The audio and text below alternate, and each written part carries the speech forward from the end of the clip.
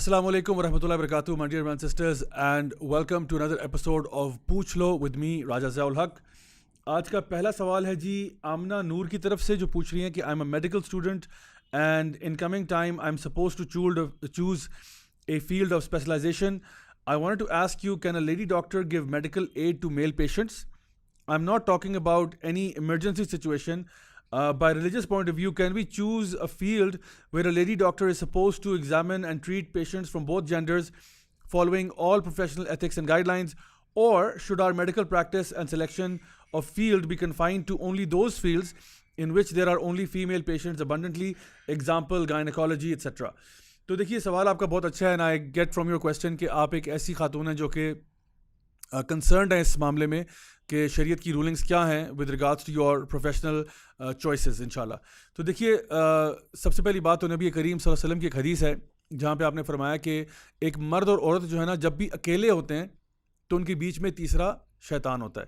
اسی طرح سے فزیکل ٹچ کے معاملے میں بھی حدیث آپ وسلم کی موجود ہے جہاں پہ آپ نے فرمایا کہ اگر تمہارے سر میں لوہے کا کیل ٹھوک دیا جائے یہ تمہارے لیے بہتر ہوگا بجائے کہ تم کسی ایسے شخص کو ہاتھ لگاؤ جو کہ تمہارا محرم نہیں ہے. تو دیکھیے in light of these things یہ تو ایک جنرل رولنگ ہے, لیکن اگر کوئی خاتون جو ہے وہ کسی میل پیشنٹ کو ٹریٹ کرتی ہے آؤٹ آف ایمرجنسی پرپسز تو that is allowed, that is permissible. جہاں کوئی میل ڈاکٹر اویلیبل نہیں ہے یا کوئی سچویشن ایسی ہے کہ جہاں پہ جو ایکسپرٹ ہے وہ صرف خاتون ہی ہے, مرد اویلیبل نہیں ہے اگین, تو اس کیس میں یا کوئی اور بیٹل سچویشن ہے, وار سچویشن ہے, وہاں پہ تو بات سمجھ میں آ رہی ہے کہ اگر خاتون مردوں کو ٹریٹ کرتی ہے تو ٹھیک ہے وہ کر سکتی ہے. لیکن ہمارے اسکالرز اس کے بارے میں وارن کرتے ہیں کہ اس کو جنرل پریکٹس نہ بنایا جائے کہ خواتین جو ہیں وہ مردوں کا علاج شروع کر دیں, بلکہ ہونا یہ چاہیے کہ مرد ڈاکٹر جو ہیں وہ مردوں کا علاج کریں, خواتین ڈاکٹرز جو ہیں وہ خواتین کا علاج کریں. تو اس اعتبار سے اگر آپ کوئی ایسی فیلڈ چوز کرنا چاہتے ہیں جیسا کہ آپ نے مینشن کیا گائنیکالوجی اور something, then that would be highly recommended, and plus we need female doctors to be in that profession جہاں پہ ہماری گھر کی بھی ماؤں کو, بیٹیوں کو, بہنوں کو ڈاکٹرز کی ضرورت پڑتی ہے. تو I hope that answers the question for you. Next سوال جو آج کا ہے جی وہ ہمارے پاس ہے حسن رضا کی طرف سے, پوچھ رہے ہیں کہ is it allowed to make second congregational prayer if you miss the first one in the مسجد؟ تو دیکھیے اگر آپ بالکل یہ اس کا ویسے تو آپ کر سکتے ہیں, یعنی اگر ایک جماعت ہو گئی ہے آپ کو چاہیے یہ کہ آپ اس جماعت کا حصہ بنیں جو کہ مسجد کے اندر مین جماعت ہو رہی ہے.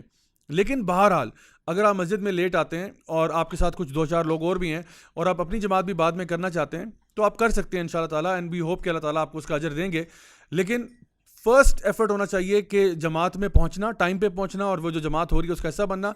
بعض مساجد میں امام جو ہوتے ہیں وہاں کے وہ تھوڑا سا اس پہ اعتراض کرتے ہیں کہ جی اگر ایک جماعت ہوگی ہے تو آپ دوسری نہ کریں.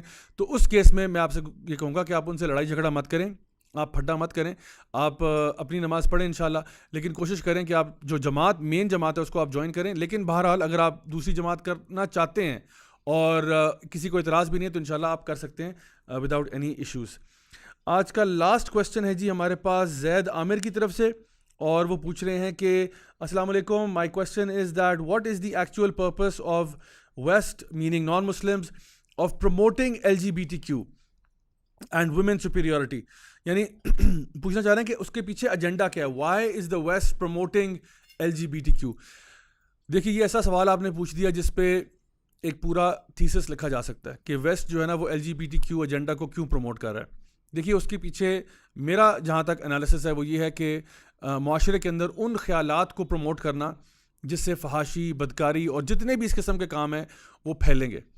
دیکھیں یہ کہتے تو ہیں کہ جی ہم بات کر رہے ہیں یعنی ہم لوگ بات کر رہے ہیں ٹرانسجینڈرز کی اینڈ سو آن, لیکن اس ٹرانسجینڈرز کے گاب کے پیچھے انہوں نے لیسبینز کو, گیز کو اور طرح طرح کی ڈفرینٹ جو سیکشول اورینٹیشنز ہیں ان کو پروموٹ کرنے کا سمجھ لیں کہ ٹھیکہ اٹھا لیا. اور ویسے یہ جب ویمنز رائٹس کی بات کرتے ہیں یا ہیومن رائٹس کی بات کرتے ہیں تو پورے دنیا میں کروڑوں ایسے لوگ ہیں جو بیچارے سفر کر رہے ہیں because of human rights violations. آپ باقی ساری چیزیں چھوڑیں, کشمیر کے حالات دیکھ لیں, فلسطین کے دیکھ لیں, برما کے دیکھ لیں, چائنا میں جو ہیومن رائٹس کی وائلیشنز ہو رہی ہیں, بلیٹنٹ وائلیشنز ہو رہی ہیں, ان کو آپ دیکھ لیں. لیکن مسئلہ کہاں پڑا ہوا ہے یہ کہ جی ہوموسیکشوالٹی کو اور ان چیزوں کو پروموٹ کیا جائے. تو پیچھے جو ایجنڈاز ہیں وہ بہت ہی نیگیٹو ہیں. یہ ایک ایسا سسٹم ہے جس کو پروموٹ کیا جا رہا ہے جو بالکل ان نیچرل ہے, بالکل گاڈلیس ہے, اللہ تعالیٰ کی شریعت سے ٹکرانے والا ہے. کیونکہ ان کو پتہ ہے کہ جب ایک ایک انچ کرتے کرتے نا ہم لوگوں کو اس بے حیائی کی طرف لے جائیں گے جہاں پہ نبی کریم صلی اللہ علیہ وسلم کی حدیث مجھے اب یاد آتی ہے کہ آپ نے فرمایا کہ اگر تمہاری حیا چلی جائے پھر تم جو چاہے جو مرضی کرو. یعنی اگر آپ کے اندر سے حیا نکل جائے نا, پھر جو مرضی کرو, تم سے کچھ بھی ایکسپیکٹ کیا جا سکتا ہے. اور ایک اور حدیث میں آپ نے فرمایا کہ ایمان اور حیا بالکل ساتھ ساتھ ہوتے ہیں, جب ان میں سے ایک چلا جاتا ہے تو دوسرا بھی چلا جاتا ہے. اور ہمارا دین جو ہے, دین اسلام, وہ بیسس ہی اس کی حیا ہے. آپ وسلم کی حدیث سے آپ نے فرمایا کہ انا لکل دین خلق و خلق الاسلام الحیا, کہ ہر دین کا ایک بنیادی سینٹرل ایٹریبیوٹ ہوتا ہے, اور جو اسلام کا سینٹرل کردار ہے وہ حیا ہے. یعنی حیا کے بغیر اسلام نہیں ہے. تو یہ جو ایجنڈا ہے یہ سارا ایک بے حیائی کا اور فحاشی کا ماحول پروموٹ کرنا ہے. اللہ تعالیٰ ان کو بھی ہدایت دے, ہمیں بھی ہدایت دے کہ ہم لوگ سیدھے راستے پہ چل سکیں. انٹل نیکسٹ ٹائم, دس از می راجہ ضیاء الحق سائننگ آف. والسلام علیکم ورحمۃ اللہ وبرکاتہ.